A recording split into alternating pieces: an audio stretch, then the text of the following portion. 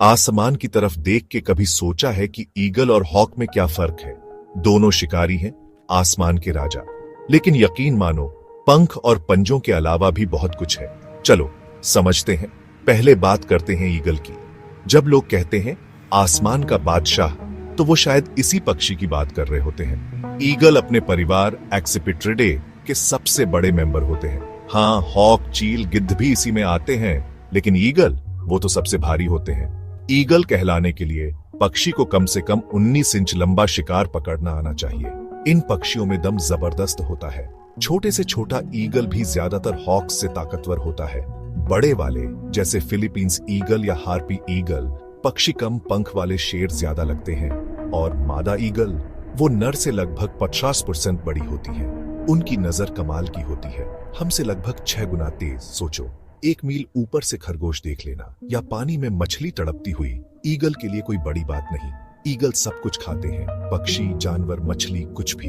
इनका हमला तेज, खतरनाक और सटीक होता है। और उनके पंजे सबसे बड़े ईगलों के भालू के पंजों जितने बड़े।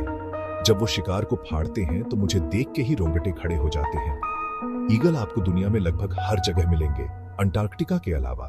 पहाड़, जंगल, रेगिस्तान, बर्फ, कहीं भी।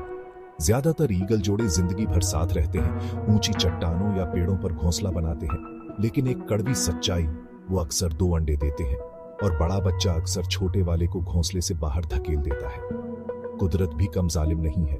संस्कृति में ईगल हमेशा ताकत और शाही ठाट बाट का प्रतीक रहे हैं। राष्ट्रीय चिन्ह, फुटबॉल टीम का मैस्कॉट, जहां देखो ईगल ही ईगल। अब बात करते हैं हॉक की। हॉक भी एक्सिपिट्रिडे परिवार के ही हैं, लेकिन ज्यादातर छोटे और फुर्तीले होते हैं। असल में हॉक 2 मुख्य समूहों में आते हैं, ब्यूटियोस और एक्सिपिटर्स। इनमें क्या खास है? तेजी, फुर्ती और दिमाग। हॉक जंगलों में से घुस सकते हैं या खेतों के ऊपर उड़ सकते हैं, और उनकी नजर भी ईगल जितनी ही तेज होती है।